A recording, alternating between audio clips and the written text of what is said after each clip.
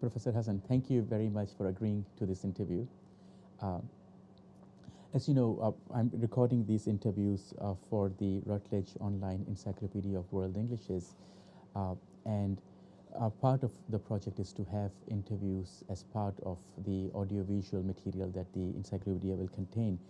And and you know we of course know you have a long-term relationship with both Braj and Yamuna, and have worked with them on various different facets of their work, and so would be very useful for us to get a sense of how you see the positioning of World Englishes, both as what it does, and what Braj and Yamuna do in their work, but also in relation to, I think, what you see World Englishes can do or has the potential of doing in relation to the semantic variation work that is your own area of specialization. So, I mean, and in saying that, let me be more explicit. What, whereas Braj and Yamuna and a number of other leading scholars in World Englishes are quite aware of the semantics behind World Englishes and how the semiotics of World Englishes, and look at that in their own study. A large proportion, I mean, while some of them do it, but a large proportion of the work on World Englishes tends to be much more structurally variationist in its orientation, where they look more at the phonological, morphological, lexical sort of variations. So one of the questions, of course, is how would you judge the implications of these various different threads of work, and how would you see World Englishes as something that can contribute to our greater understanding of language in relation to your own work and understandings of language? Yeah, well, that's a very interesting question, and one could talk about it for a very long time. Let me say just one word about variation. Variation, everyone uses the word, but there are, in my understanding, at least two senses of that word. One is variation a la Labov, which is always quantitative and is trying to, as it were, establish a characteristic of language. So far as I understand, in the case of Labov, at the level of phonology and at the level of lexicogramma, between two groups of people, or many groups of people, but each group in some ways similar, but in other ways different. So it becomes a question of quantitatively, empirically establishing that there are certain features of the language itself that are different by relation to which these groups are characterized. Okay. Now, the semantic variation study that I did was in that frame. But people use variation generally to refer to the fact that there is a variety. As I understand, World Englishes is a variety. And it is a variety of language. Since it is a variety of language, therefore, and this is a position that I have held from the very start of any work that I did in systemic functional linguistics, that variety can be found at every single stratum of language. So in the internal structure of language, variety is as important as consistency. Without this, language would not be language. Okay, now, so I have very little first-hand connection with World Englishes. I do not know, but I observe because it is a study of language and it is a language variety. In this particular case, the most outstanding difference, let's say, between Chinglish and Indian English would, let's say, offhand you would notice the accent difference. And accent is what is related to variation at the level of phonology. Then you could, of course, and I have actually read very interesting papers on World Englishes where the focus has not been on the accent but really on the lexicogrammar. Now that is also interesting, and at the base of it, as you rightly pointed out, is the re-semanticization. It was a phrase coined between Michael and Brudge when Brudge was working with Michael. Re-semanticization is what Brudge actually pushed very hard and rightly. So yes, they look at the semantic level, but they look at the semantic level not from the Labovian point of view of variation study. If you were to ask, would it be useful? I would say no advance in learning will be not useful. Okay, so that's a very it's quite obvious it will be useful. So why would it be used? First of all, is it feasible? Of course it is feasible. You can go into a country such as India and you can look at the language of women and the language of men, and you do a comparative controlled study at the level of semantics, and you will come out, because I come from the subcontinent, I know you will come out they're different, and they will be different in their semantics. Now let me backtrack a little bit. Semantics, by semantics I understand meaning that has been created by the lexicogramma, meaning that cannot be said, that may be gestured maybe, or maybe expressed by expression or whatever. That meaning is not semantics.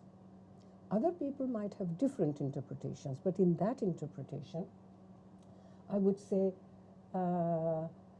you can do the semantic study of a language without doing semantic variation, but you cannot do a study of semantic variation without understanding, or in fact, in my book, you cannot even do semantics without understanding lexicogramma. Now, short answer is yes, it would be useful, and it could be done in two spheres. You could do it intra-culturally. So you can say, what is the semantic difference in the ways that women and men talk?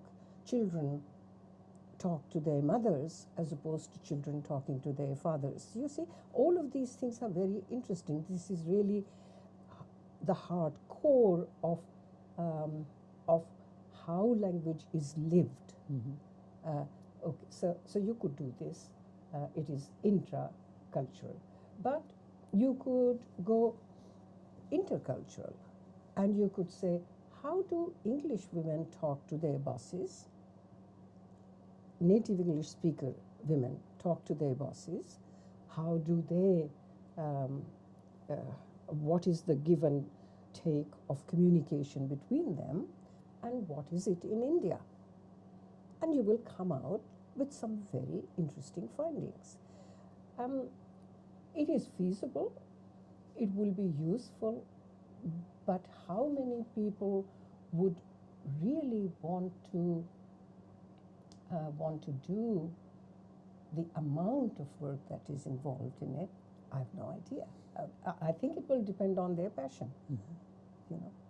Yes. How would you operationalize this? So, I mean, from a World English's perspective, so if somebody were to go out and do the kind of studies that you're suggesting, how would they go about doing it? What kind of models would you recommend they look at? Well, first of all, I'd say don't do World Englishes without knowing linguistics, because, of course, I mean, I stay in Singapore for a little while. I've become very aware of the phonological variety that is Singaporean English and the kind of variety of English that I speak.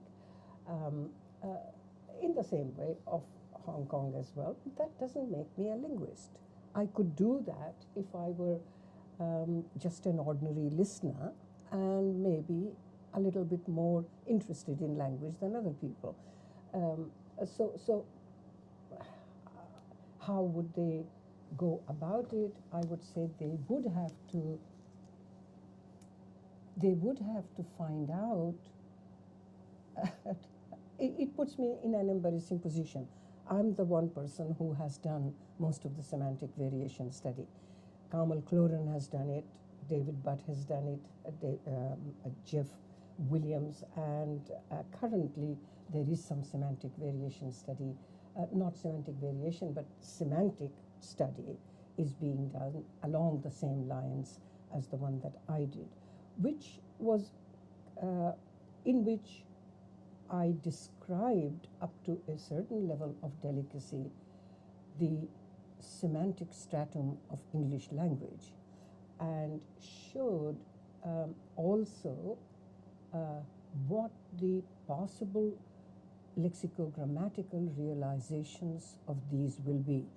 This is the meaning of saying up to a certain level of delicacy. You could extend it and you could say some of the things that you have put in the same category could be in two different categories. No quarrel. Okay.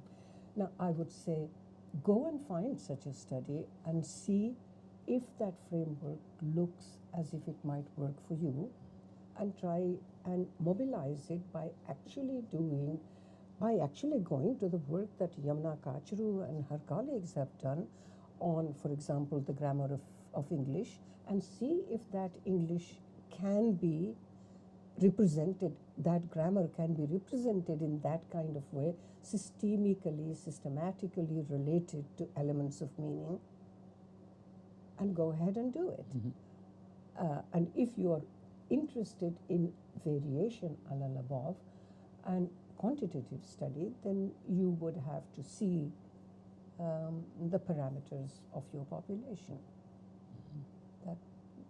That is the way that I look at it. Does that answer your question? It does to a degree. Now, one of the things that you mentioned is that your work looks at trying to present systems that describe the semantics of English and to a degree how they might be realized in certain dialects of the language.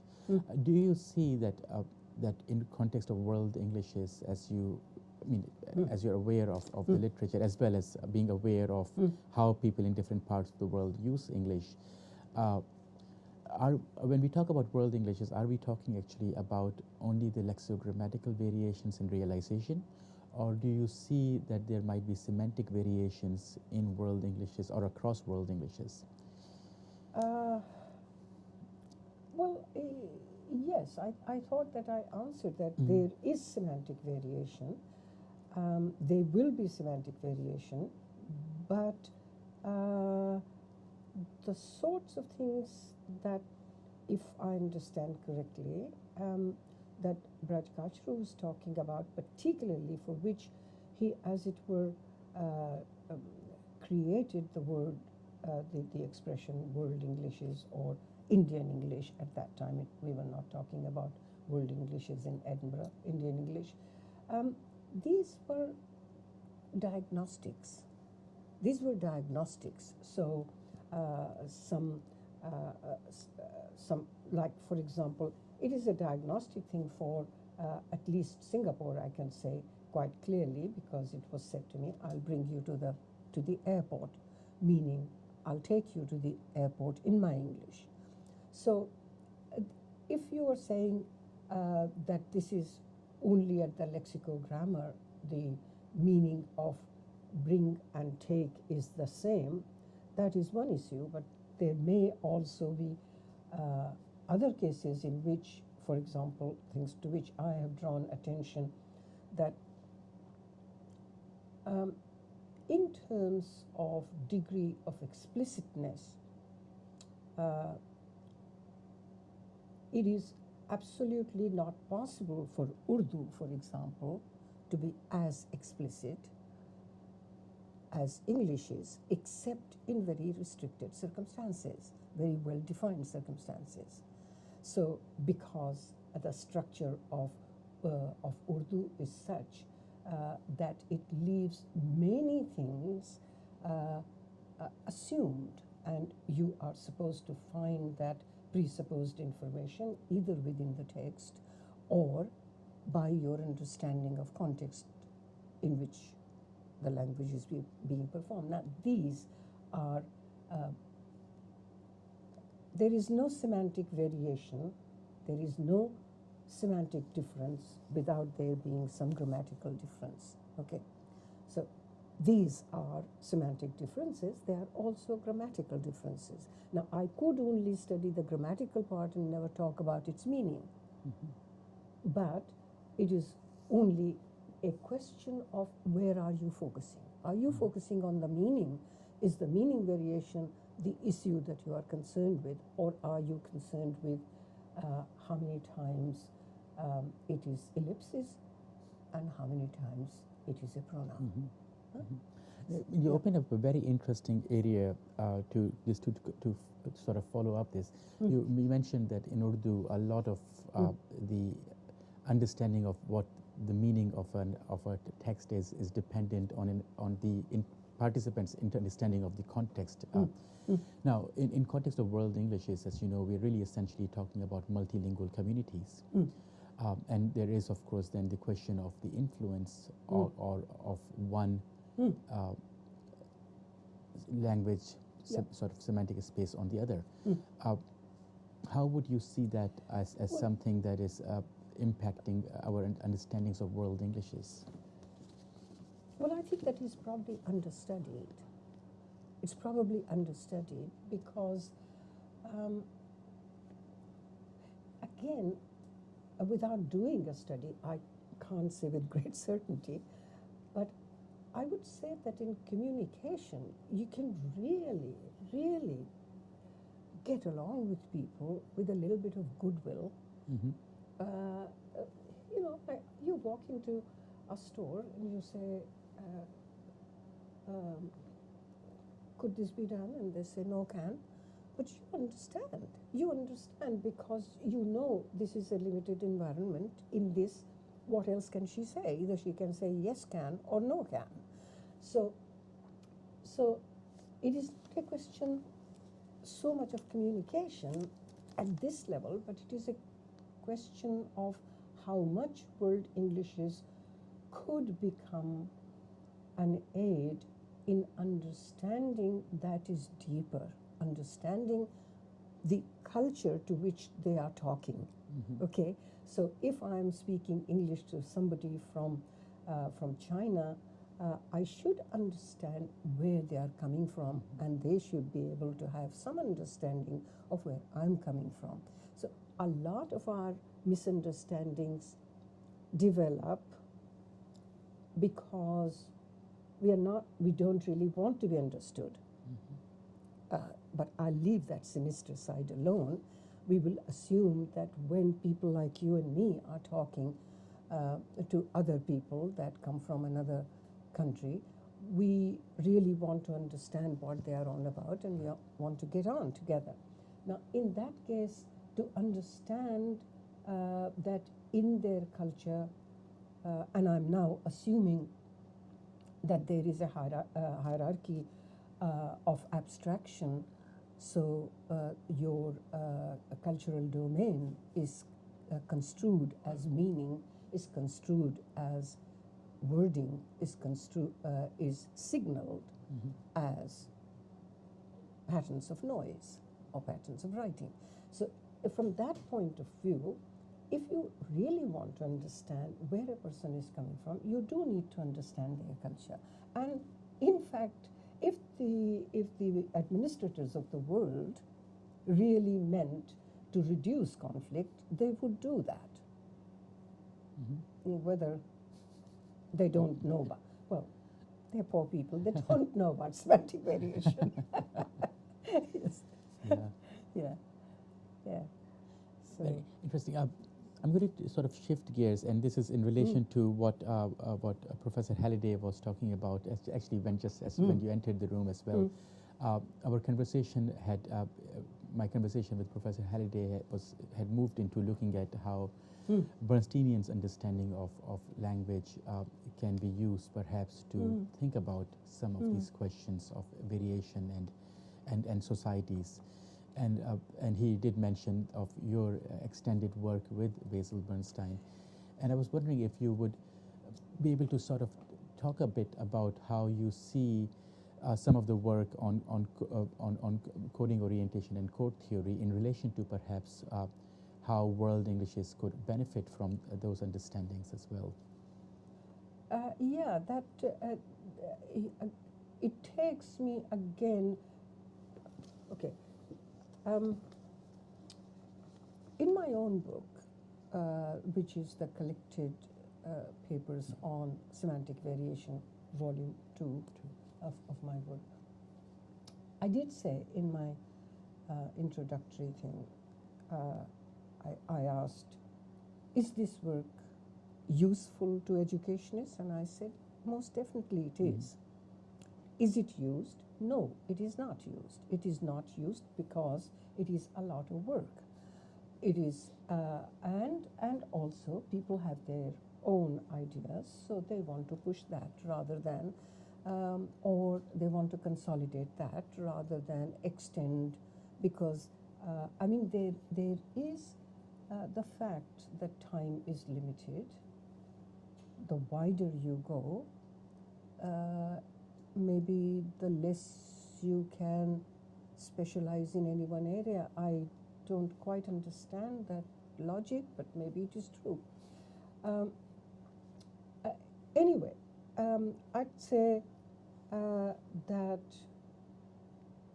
in my such work as I've done, thinking that I've done on education, I feel very, very strongly that we pay far too much attention to what we are going to teach, far too much attention to how we are going to teach, and we haven't the slightest idea who we are teaching to. Now, this, to my mind, links very, very closely to what Basil was on about. He was saying that the orders of relevance are quite different, largely different, and this is what I've shown through my work, are very different when you are oriented to restricted code as opposed to elaborated code.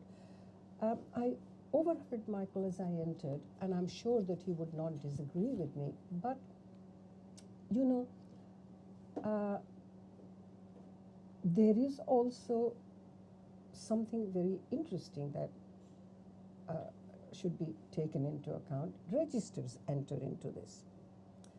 The register repertoire of any one person is never the same as anybody else's. But if you look at groups of people, then social groups of people are characterized by what are the social practices of their culture that they are excluded from and included in. There are many things that we all do, like we shop, like we bring up our children, like we get angry, all of those things, you know, we try to explain. And the mothers that I studied in talking to their children from both classes did both those things. They do them differently. This is one aspect of restricted, elaborated code variation.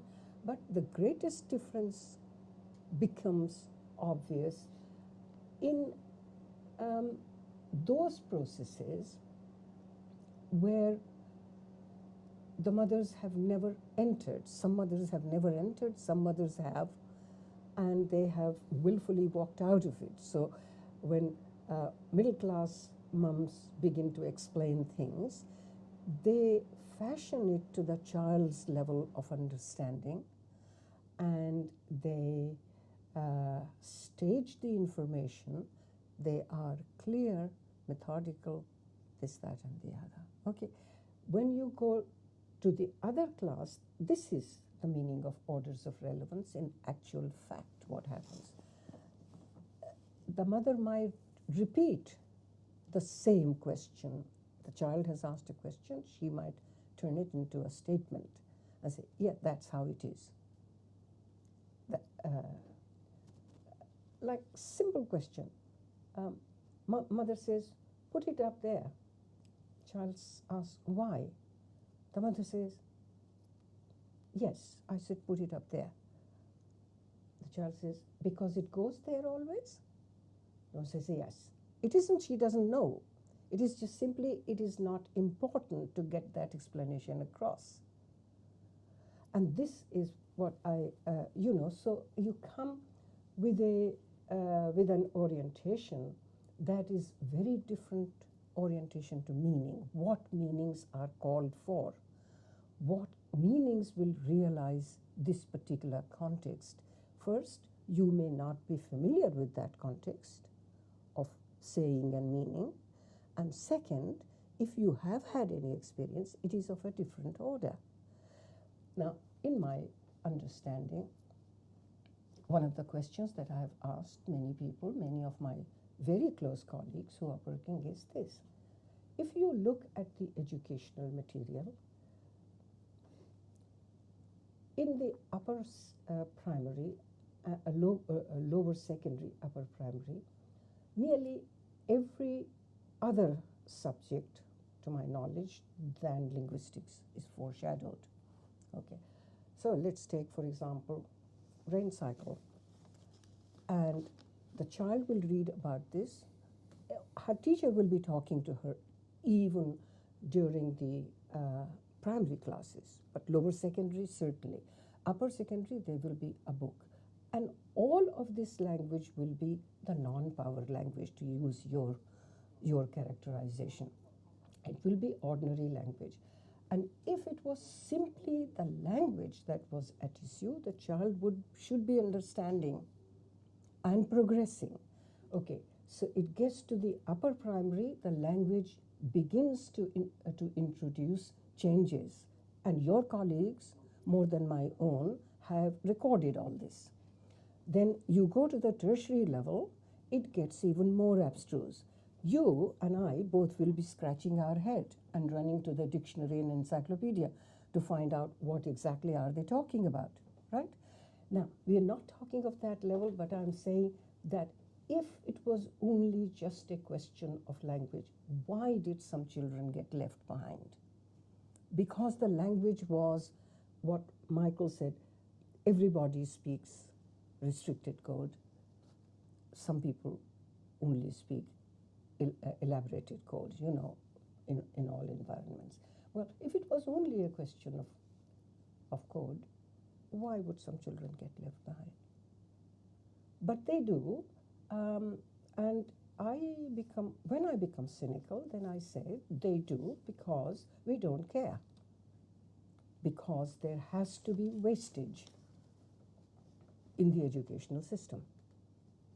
Now, how do you see this in relation to world Englishes? Because well, world Englishes cannot do everything. No single perspective can do everything.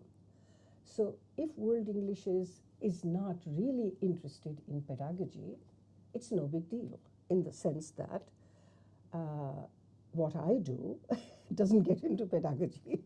Okay, so it's just a question of whether the way that I look at it is, what is world Englishes saying about accent? What is the underlying meaning?